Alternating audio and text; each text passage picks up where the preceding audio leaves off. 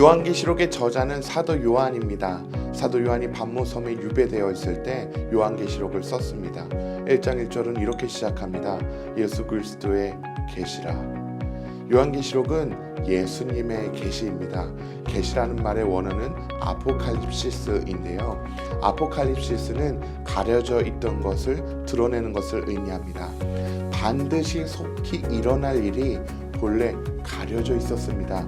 하지만 예수님이 가려져 있던 것을 드러내셨습니다. 속히 일어날 일을 알려주셨습니다. 예수님이 요한에게 천사를 보내셔서 계시의 내용을 알려주십니다. 그리고 사도 요한이 자신이 본 것을 기록하여 아시아 7교회에 전해주었는데요. 이 편지가 바로 아포칼립시스, 계시록입니다. 요한계시록의 기록 연대는 주 95년에서 96년입니다. 이때는 로마 황제 도미티안이 기독교를 박해하던 시기입니다. 황제 도미티안은 스스로 신이라 주장하며 자신을 우리 주 하나님으로 고백하라고 칙령을 내립니다. 그리스도인들은 이 명령을 거절했고 극심한 박해를 받게 되었는데요. 그 결과 많은 이들이 순교하게 되고 상당수가 배교하게 되었습니다. 교회에 남아있는 성도들은 질문하지 않을 수 없었습니다. 예수님이 과연 다시 오시는가? 이 박해를 언제까지 견뎌야 하는가? 질문해야 했습니다. 그리고 계시록은 이에 대한 답을 주고 있습니다. 하나님께서 말씀하십니다. 나는 알파와 오메가라. 이제도 있고 전에도 있었고 장차 올 자요 전능한 자라. 하나님은 지금도 여전히 살아계셔서 역사하십니다. 이 세상을 주관하고 다스리시는 분은 로마 황제가 아니라 하나님이십니다. 사도 요한은 환상 중에 7 촛대를 보고 촛대 사이를 거니시는 예수님을 보았습니다. 7 촛대는 7 교회를 말합니다. 예수님께서 박해받는 교회들과 함께하고 계셨음을 알 수 있습니다. 예수님께서 요한에게 이렇게 말씀하십니다. 두려워하지 말라. 나는 처음이요 마지막이니 곧 살아있는 자라. 2장부터 3장까지 예수님은 7 교회에 칭찬과 책망의 말씀을 하시는데요. 7 교회에 동일하게 하시는 말씀이 있습니다. 이기는 자를 구원하시겠다는 말씀입니다. 이기는 자, 즉 끝까지 그리스도를 나의 주로 고백하는 자에게 계시록 마지막 21장과 22장에 나오는 새 하늘과 새 땅, 새 예루살렘을 허락하실 것입니다. 7 교회뿐만 아니라 모든 교회가 주님이 7 교회에 하시는 말씀을 들어야 합니다. 성경에서 숫자 7은 완전 또는 완성을 의미합니다. 7 교회는 단순히 아시아의 7 교회만을 의미하는 것이 아니고요. 과거에 있었던 교회, 현재 존재하는 교회, 그리고 앞으로 나타날 모든 교회를 의미합니다. 7 교회의 성도들뿐만 아니라 모든 성도들이 주님이 말씀하시는 칭찬과 책망을 들어야 하는 것입니다. 계시록의 중심 줄거리는 4장부터 22장입니다. 사도 요한이 성령의 감동이 되어 하늘 어전에 올라갑니다. 올라가 보니 하늘 보좌에 하나님이 앉아 계십니다. 하나님의 오른손에 두루마리가 있는데 이 두루마리에는 하나님의 심판 계획이 기록되어 있습니다. 두루마리는 7인으로 봉해져 있었는데요. 예수님이 7인을 다 떼어내신 결과 7 나팔이 차례대로 울립니다. 천사가 나팔을 부는데요. 첫 번째 천사부터 하나씩 나팔을 불자 순서대로 땅, 바다, 강, 천체에 재앙이 떨어집니다. 그리고 5번째, 6번째, 7번째 재앙은 땅에 거하는 자들, 즉 사탄을 따르는 자들에게 내려집니다. 화, 화, 화. 3번의 화가 지나갑니다. 5번째 나팔 뒤에 땅에 거하는 자들에게 재앙이 내려졌는데 이것이 첫 번째 화입니다. 그리고 이어서 6번째 나팔이 울리고 다시 땅에 거하는 자들에게 재앙이 내려지는데 이것이 2번째 화입니다. 마지막 7번째 나팔 뒤에 3번째 재앙이 시작되는데요. 천사들이 하나님의 진노를 담은 7 대접을 쏟아내기 시작합니다. 이것이 3번째 화입니다. 처음 4 대접은 땅, 바다, 강, 천체에 쏟아냅니다. 5번째 대접은 짐승의 왕좌의 6번째 대접은 유프라테스에 쏟아냅니다. 그리고 마지막 7번째 대접은 공중에 쏟아냅니다. 하나님의 진노를 쏟아낸 결과 마침내 큰 성 바벨론이 무너져 내리고 예수님이 재림하십니다. 사탄이 사로잡혀서 심판을 받고 새 하늘과 새 땅, 곧 새 예루살렘이 창조됩니다. 구원받은 성도들은 새 하늘과 새 땅에 영원히 거하게 됩니다.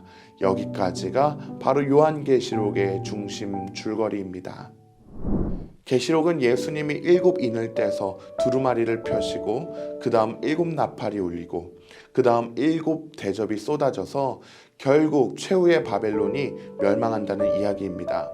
또 이어서 예수님이 재림하셔서 사탄을 심판하시고 새 하늘과 새 땅을 창조하신다는 이야기입니다. 이것이 중심 줄거리인데요. 요한계시록을 읽을 때 이 중심 줄거리의 윤곽이 잘 드러나지 않는 이유는 중심 줄거리 사이에 막간극과 삽입부 그리고 부록이 별도로 추가되어 있기 때문입니다.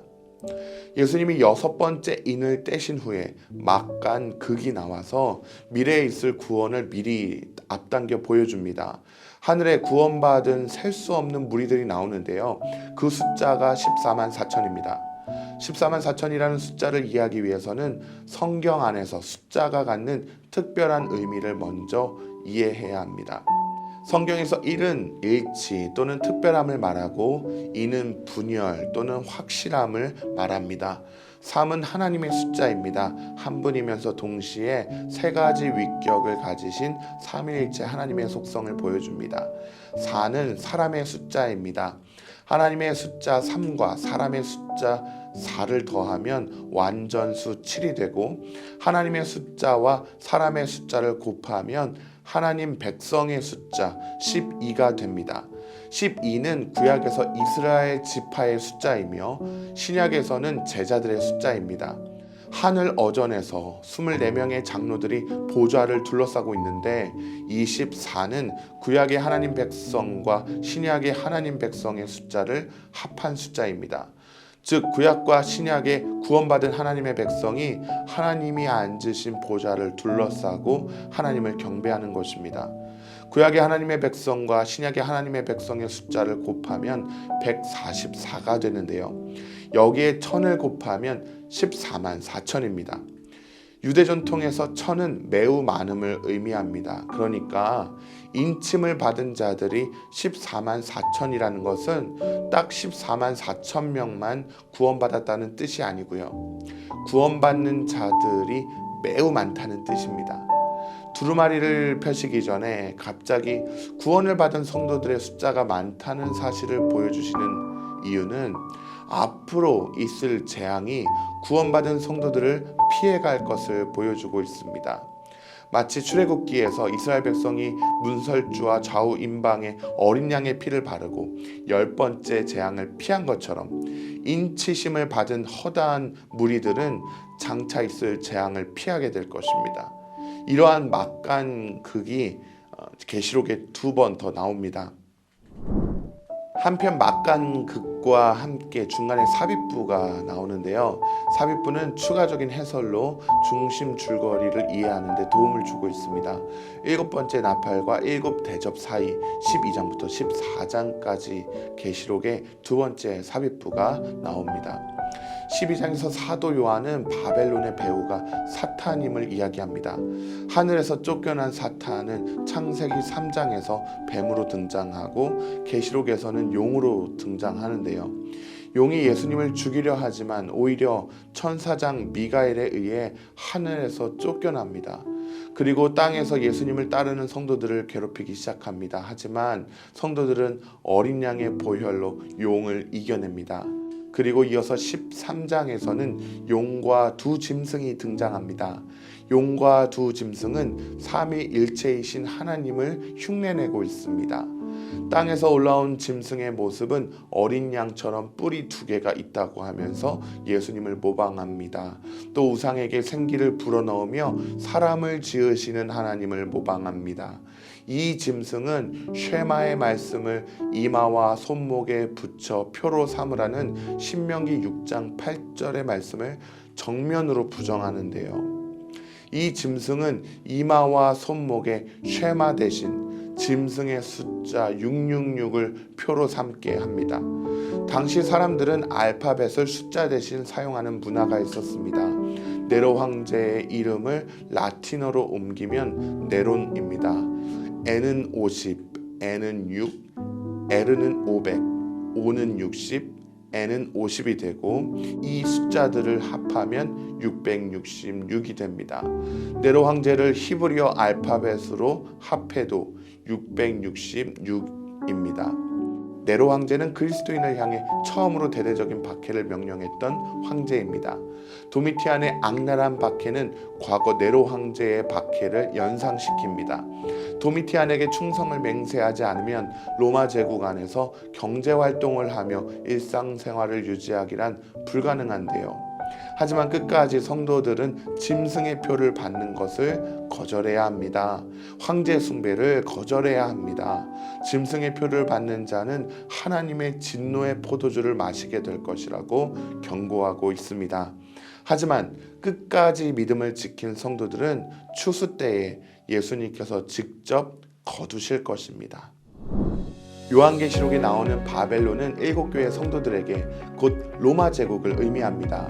과거 바벨론이 성전을 무너뜨린 것처럼 로마 제국이 예루살렘 성전을 무너뜨렸기 때문에 유대인들과 성도들은 로마 제국을 제2의 바벨론으로 불렀습니다.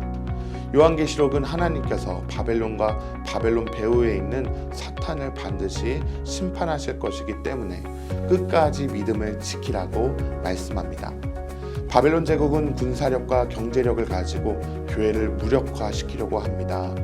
군사력으로 교회에 합법적인 폭력을 가하는 한편 경제력으로는 성도들을 유혹합니다. 오늘날에도 여전히 바벨론은 있습니다. 오늘날 세속 국가들은 세계 곳곳에서 성도들을 박해하면서 동시에 유혹하고 있는데요. 오늘날 성도들은 이 2가지에 모두 저항하며 예수님이 오시는 그날까지 반드시 믿음을 지켜야 합니다. 이 땅에 세워진 세속 국가는 결코 영원히 서지는 못할 것입니다.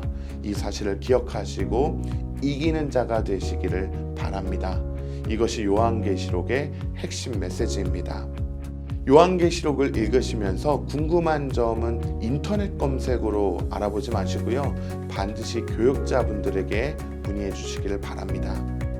레츠통독 요한계시록 편을 보실 수 있습니다. 하지만 더 궁금한 점은 인터넷이 아니라 교육자분들에게 직접 문의해 주시길 바랍니다.